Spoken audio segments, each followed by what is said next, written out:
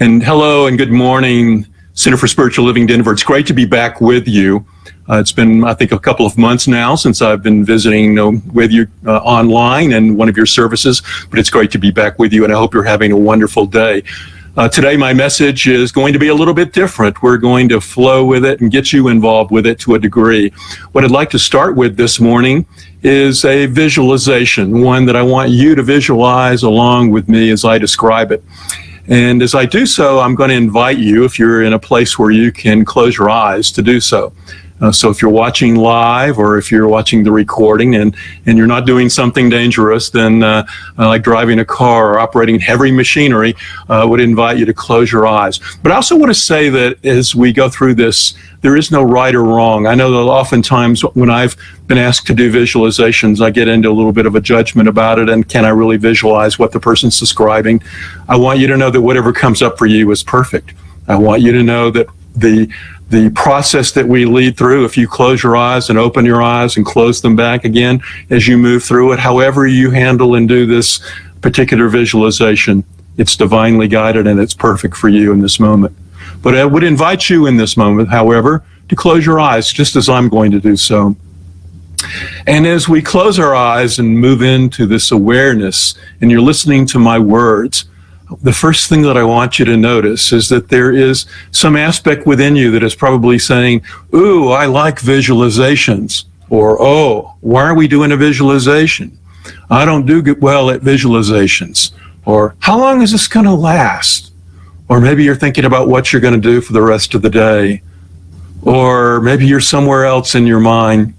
But whatever you're thinking, what I want you to do in this moment is to acknowledge and see that voice in you, that voice that is continuously talking to you.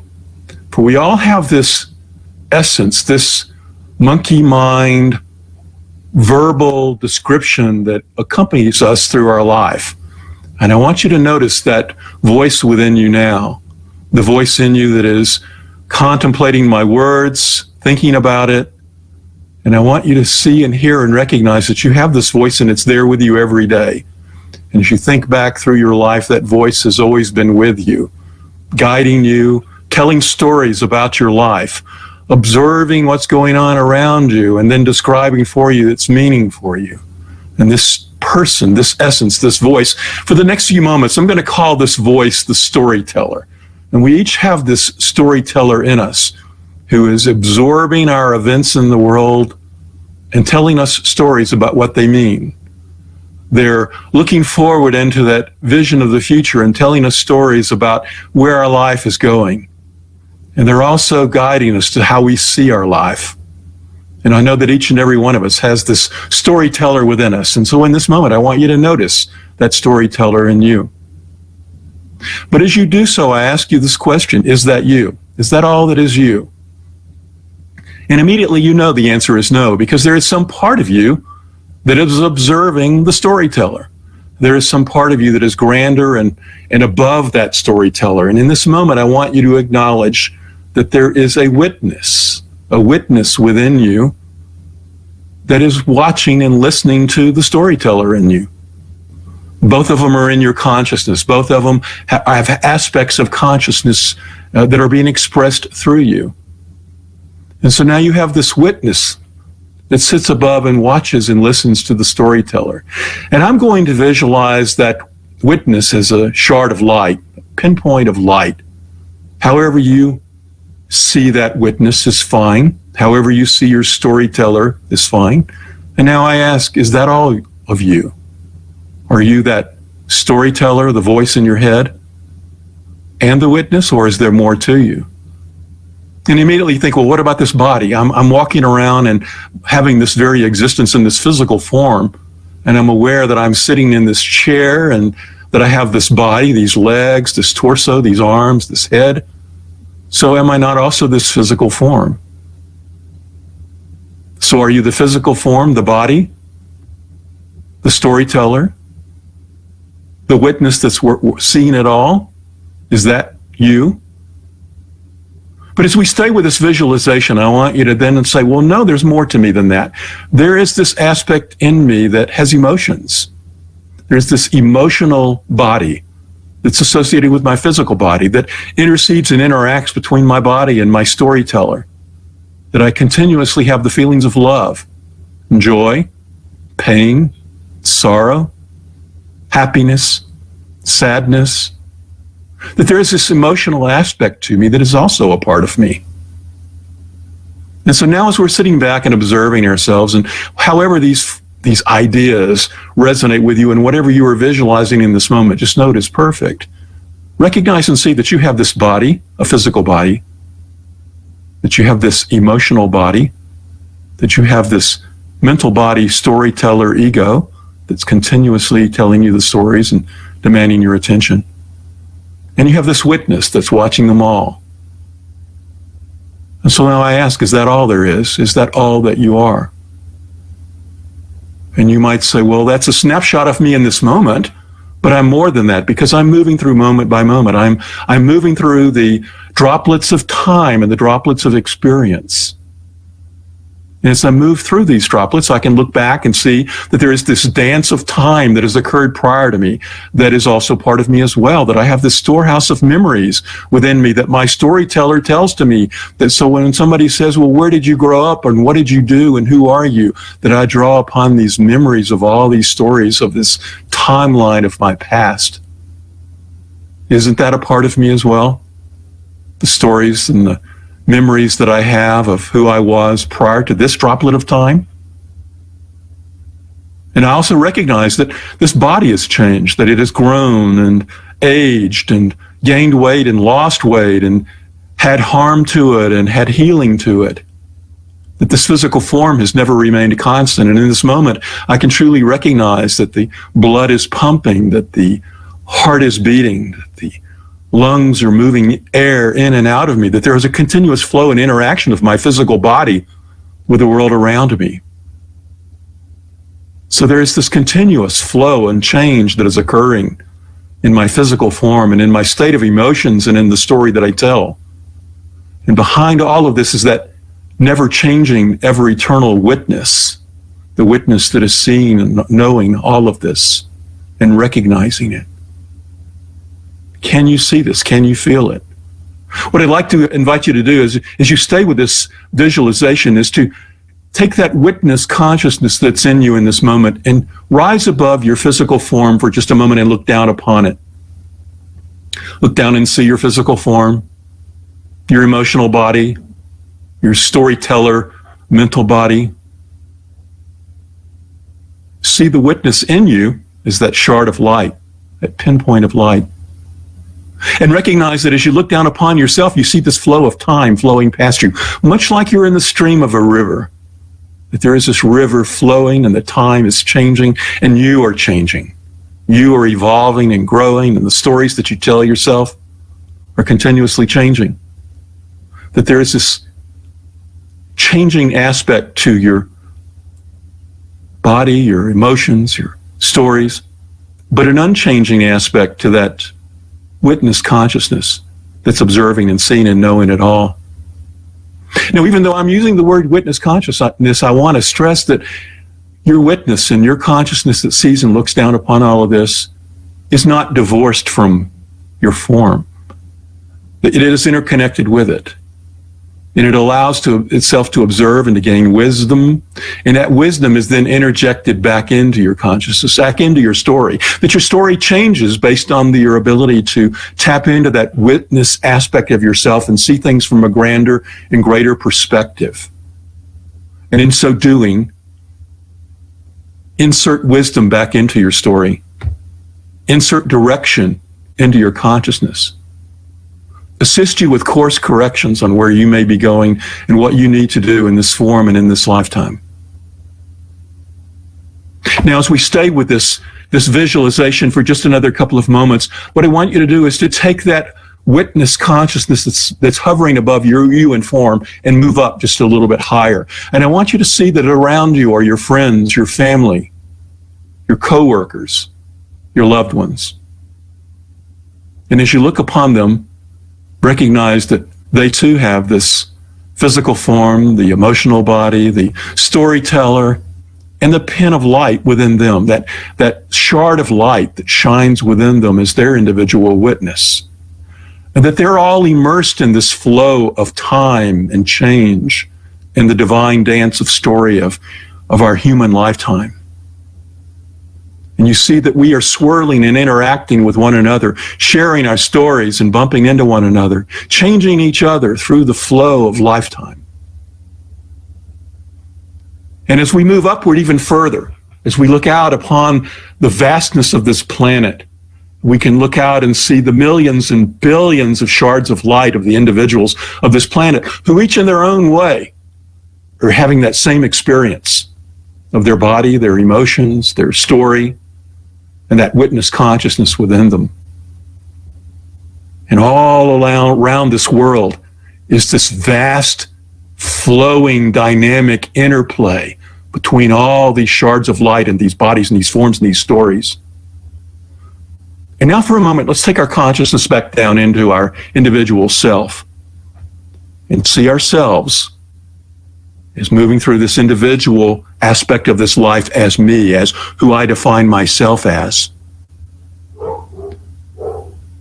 But I want you to bounce upward again and look and see that there's all these other people as well. And know that at any moment, you can take your witness consciousness to be immersed in form with you, or you can move upward to see the vastness of your friends and family and the entire world, and its interplay and its intersection of its bodies, its stories, its witnesses. But I invite you in this moment to shift your attention upward even further, up above the world of form and the world of time. Is a bright light. It's a bright light that extends for eternity and infinity. It's outside of time and it's outside of form. And as you see this bright light above all, recognize that there are pinpoints of light that are coming from it and downward into this universe, this physical form, this aspect of the world as we know it. That new shards of light are coming down and birthing into new forms and new stories and carrying with them that consciousness of the witness that's observing that life. And also notice that the shards of light are leaving the lower level and returning to the form above. That there is a return back to the oneness of all. That there's a continuous flow of lights up and down as new stories are being birthed and other stories are finishing this chapter and returning to oneness. And with all of that anchored, I'd invite you now, you can open your eyes and back into this. And you might ask, well, why are we going through this morning? What is the purpose of this? Why have this experience? Well, I'd invite you to go back through it in your own mind and see what gifts it gives you. But there's three key elements that I wanted to highlight through the telling of this story, the telling of this visualization, however it unfolded for you. And the first one, I want to talk about our own creative ability. Where in this are we creating? Where, we teach in Science of Mind that our consciousness, our thoughts are creative. Thoughts are things. But where are thoughts and consciousness serving to be creative in this dance, in this multiplicity within the unity that I just described for you?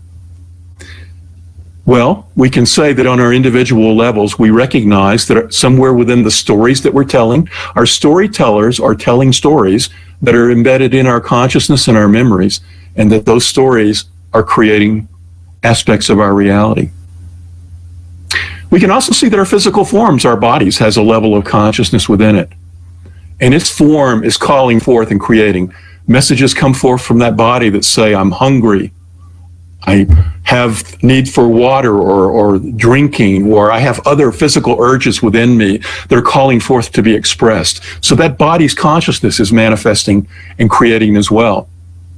And we often teach in Science of Mind that when we can affirm something and build our emotions into it, our emotions have a creative power that adds to and gives color and flavor to our consciousness. And so obviously our emotions have a creative aspect to them as well. So that as we think and tell our stories and we can add emotion to them, they have more creative power.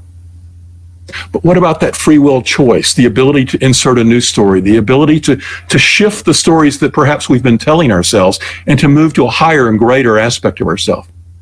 And that's where that witness consciousness that sits behind and observes this dance of the interplay of our form, our emotions, our storyteller.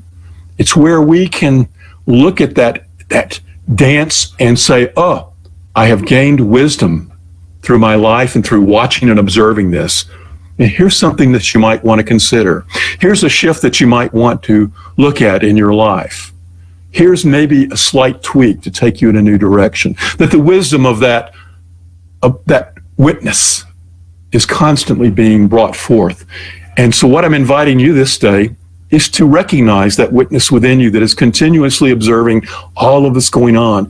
It's easy to get hypnotized by the dance of our story and our form and our emotions. But when we can step outside of that and tap into our witness and the wisdom that's contained in that, we can shift our consciousness and be creative in a manner and a direction. Today's talk title was actually, The Divine Doesn't Act Until We Do. And what they meant by that, in that title that was given for CSL centers around the country to use if they so desired, what they meant by that is that the divine is actually creating all the time, but are we consciously inserting the direction that we want? And it's only when we can step back and recognize that we don't have to be buffeted by the seas of change and the events that are occurring in our world, that we can actually step into the wisdom of our witness and direct where we want to go. Now, as we back up in that story and we look higher, as we look out at the shards of light and the people around us in the world, we also recognize that each one of them are creating as well in the same way. That there is the consciousness embedded in them, the stories that are being creative, and the shards of light that are witnesses, and actually inserting a consciousness into them and changing their story as well. And so there is a collective consciousness that's at play as well, and that collective consciousness of all is impacting us as well. It's part of, and it gets absorbed into our storyteller and becomes part of the story that we're telling. But we can also use our witness consciousness to look at the story of the world and look at the story that we're collectively creating and ask ourselves, is that the story that we want for humanity? And in our own awareness and in our own consciousness, shift that to a greater story. So the first point in telling the story is to recognize that there is this creative body and creative aspect that's occurring within this divine dance, but that you can step outside of it with conscious awareness and bring the wisdom to play to shift things in your individual life, and through that, to touch the collective life. The second point in telling the story is that the theme for this overall month of November is living a compassionate life. Living a compassionate life. All of the talks that you've been getting here at Center for Spiritual Living Denver this month have been around that. And let's think about this. When we can step upwards and see that everyone is immersed in this dance, everyone is getting seduced by their stories, everyone is getting seduced by their physical addictions and actions of their body and their emotions, that everyone is going through the same challenges to a different degree that we are, we can hold ourselves to compassion. You know, we have a lot going on in this world in 2020. As we look out about what's going on, you know, we see the pandemic and its effects on people psychologically and physically and economically, that this has truly been a life-changing event for all of us. We also look at the degree of polarization politically and all of the political events that are going on in the United States, and we see people who think differently from us. And I invite you in this moment, as we look out upon the world's events and the dance that's occurring with the pandemic, the election, the politics, the racial strife, all of the other social changes that we see that seem to be bubbling up into some sort of massive change and flashpoint for us, to witness them and to hold our heart in compassion for humanity, to be a force in our own awareness and in our own witness consciousness and in the injection of our wisdom into ourselves, to act in a manner that brings compassion to everyone, no matter who they are and what they think and what they say. Yes, we can have healthy boundaries with people who are misguided, but we can also hold our hearts open to compassion for those who think differently from ourselves. In fact, as we go through this holiday week of Thanksgiving, and as we interact with family members and friends, even if it's on Zoom or other virtual environments, that we can do so with compassion. We can recognize and see the divinity in those people, see them going through this dance of the story of their life. And that for all of us this week is that we be and live a compassionate life in all of our interactions with everyone. And the third thing, the reason for telling the story this moment, is the final aspect. If you recall, I was describing the lights coming into birth and then leaving the physical form. You know, my personal story this week is to experience two transitions of people who were very close to me. The first is I have one brother. My brother has a number of children, as I have 5 children. And my brother's oldest daughter made her transition on Thursday.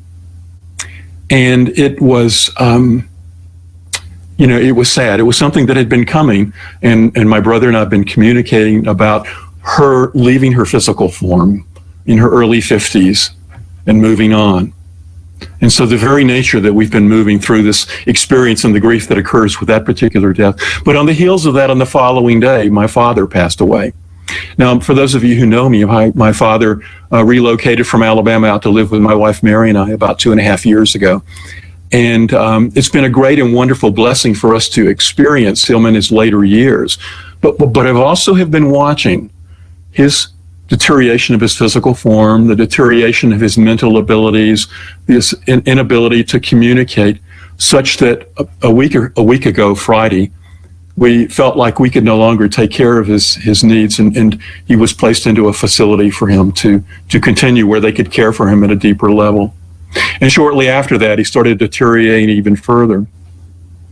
And then it was actually this week on this Friday, I was sitting in meditation. And as I sat in meditation, this visualization that I shared with you this morning came into my awareness. Partly driven perhaps by knowing of the transition of my niece the day before.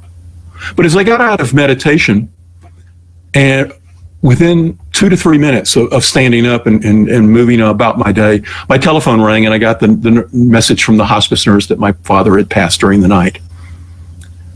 And although I had mixed emotions, I was obviously sad and at a certain level relieved because I knew he was in pain and struggling.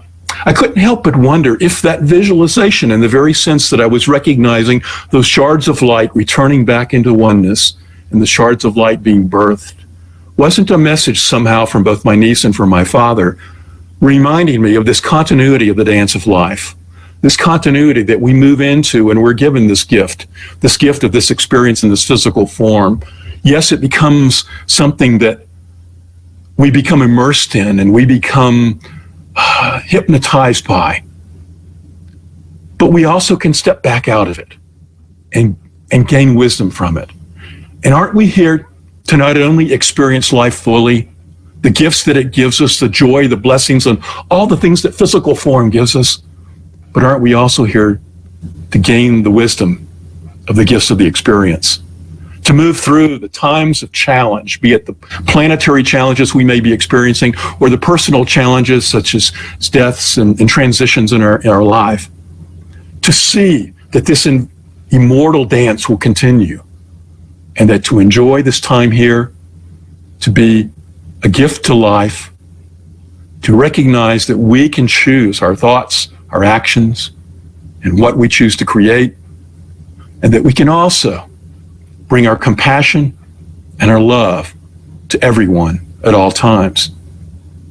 I know this for myself as I move through this time, and that I dedicate this message this day to my father, Charles, who died at the age of 98 and a half, and bless his life for all the stories and the experiences that he had for all those many, many years, and the gift that he gave me, not only of this physical life, but the example that he set for me for so many years.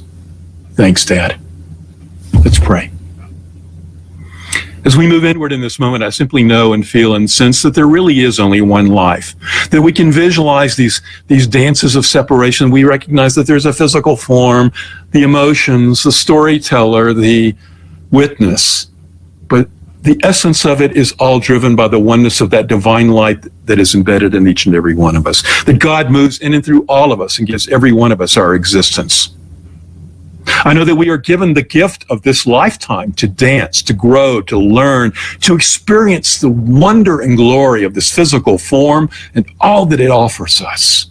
And I know this week as we get together with friends and family, be it in person or virtually, that we have joy, that we enjoy the food, the camaraderie, the time together.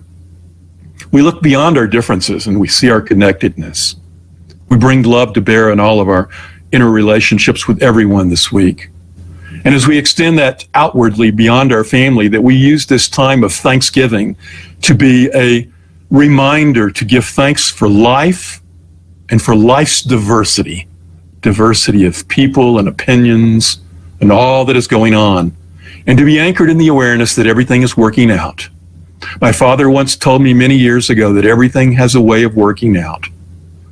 And I've always carried that with me, knowing that all that is going on, be it the experience of transitions and deaths, or the experiences of the little deaths that are occurring in life around us, and all the change, that it's all working out perfectly.